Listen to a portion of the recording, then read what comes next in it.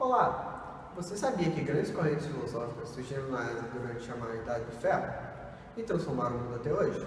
Não? Pois nesse vídeo iremos explicar um pouco sobre as grandes transformações que ocorreram durante esse período. Quando falamos sobre o mundo antigo, logo nos remetemos à Europa. Mas o que estava acontecendo nos outros continentes naquela mesma época? Assim como na própria Europa, esse período foi o auge das transformações, trazidas principalmente pelo início da ciência e também pelo uso indiscriminado de tecidos de ferro. A mitologia mudou completamente a sociedade do mundo antigo, já que com ela, novos instrumentos mais resistentes puderam ser criados, como o arado e a enxada.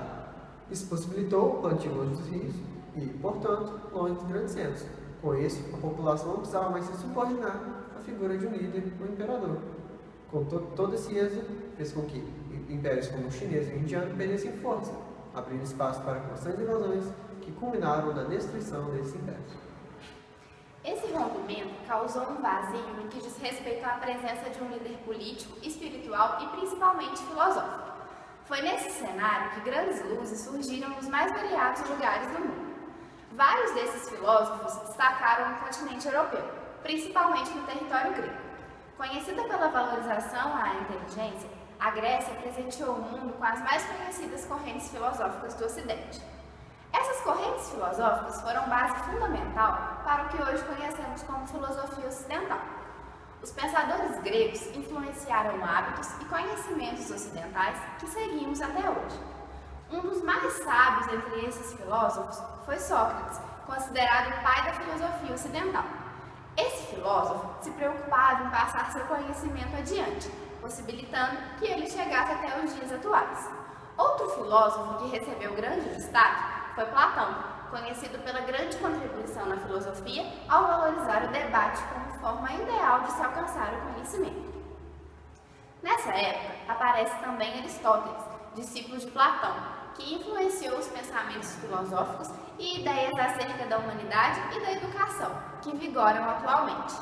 É considerado o criador do pensamento lógico, tão fundamental até os dias de hoje.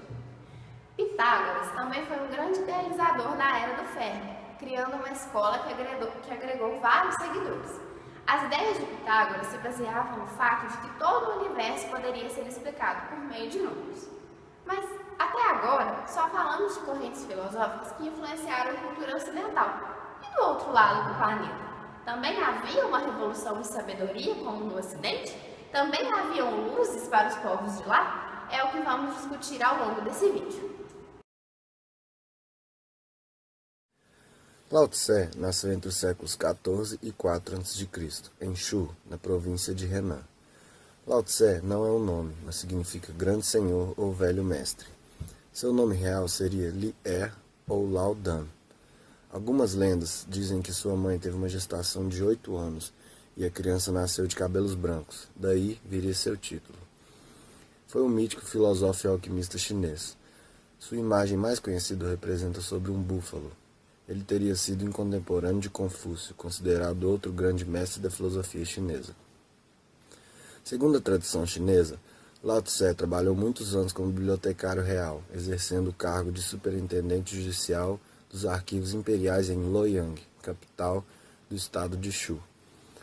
Seu contato com os livros e sua sabedoria pessoal induziram-no a criar uma doutrina de caráter panteísta, segundo a qual o Tao, ou caminho, é o princípio material e espiritual criador e ordenador do mundo.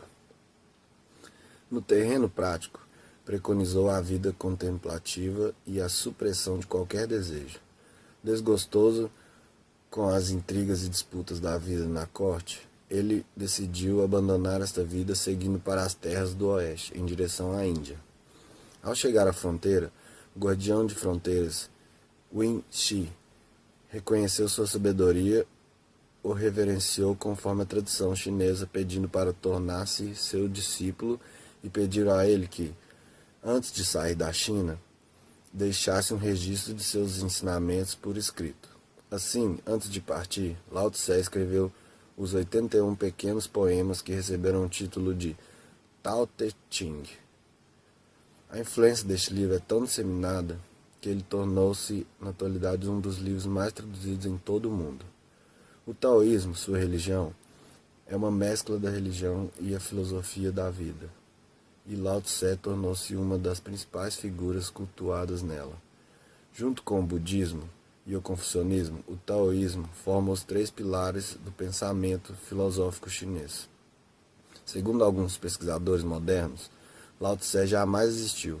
É uma criação dos fundadores da escola filosófica e da tradição religiosa.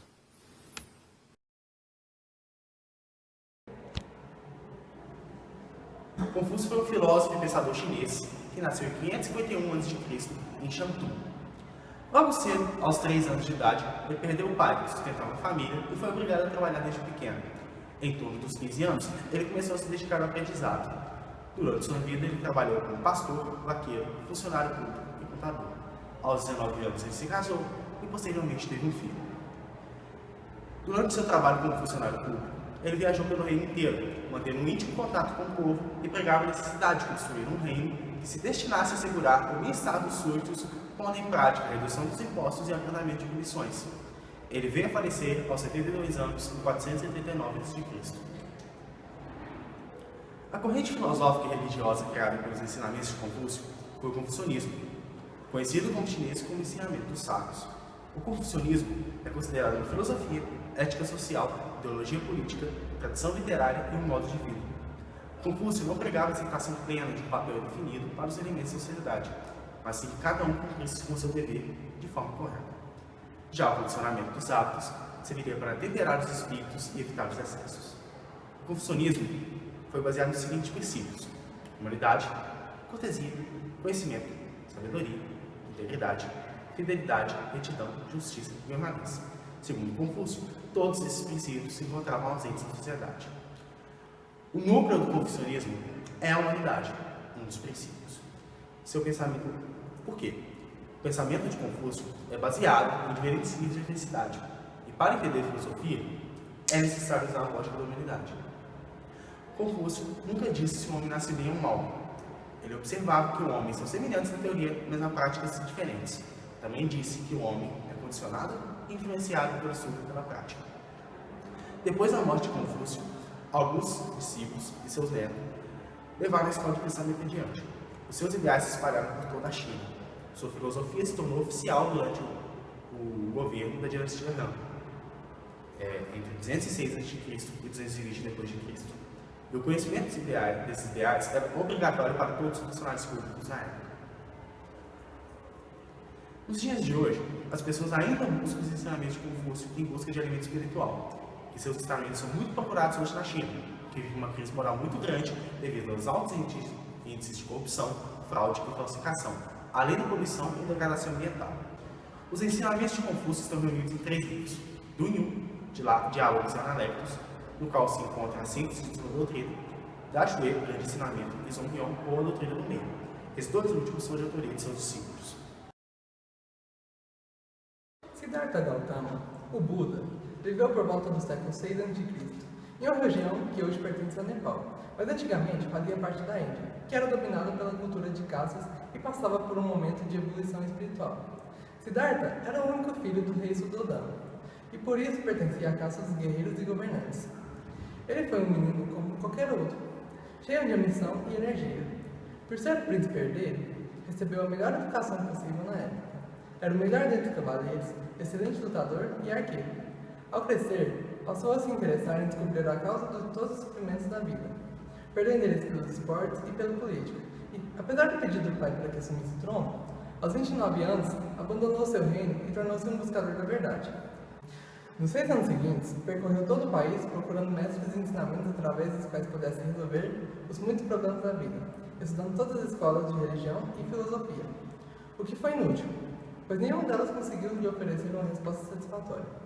Certo dia, ele se sentou sob uma figueira e jurou que não sairia dali enquanto não encontrasse a verdade. Após 49 dias e noites meditando, ele alcançou a iluminação espiritual e chamou a si mesmo de Buda.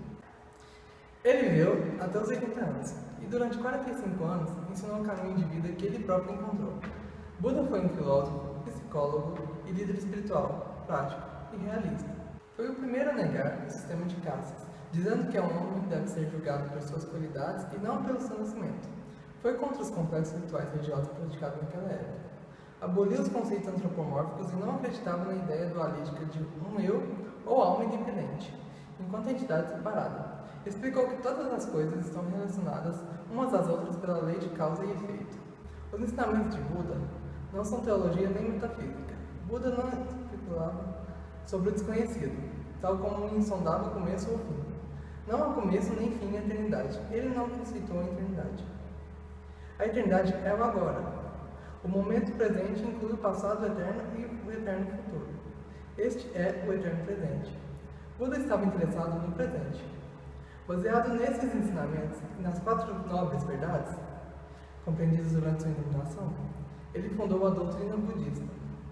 O budismo não se projeta em uma figura divina ou algum profeta, como muitas religiões, e sim em uma série de conceitos filosóficos que levam o indivíduo a entender a si mesmo para encontrar a felicidade verdadeira. Hoje em dia, 2.500 anos depois da morte de Buda, o budismo ainda conta com cerca de 500 milhões de seguidores pelo mundo, com maior concentração na Ásia Oriental e no Sudeste Asiático, sendo assim a 5ª maior religião da atualidade. Zaratustra, também conhecido como Zoroastro, foi um profeta e poeta nascido na Pérsia, no século 7 a.C. Foi fundador do Mazdeísmo, a primeira religião monoteísta de que se tem notícia. Filho do sacerdote de um clã de criadores de animais, desde pequeno foi destinado a seguir os passos de seu pai, mas ele não concordou e aos 20 anos de idade saiu de casa em peregrinações. Segundo o Avesta, livro sagrado do Mazdeísmo, Zaratustra se encontrou com um anjo e teve uma visão.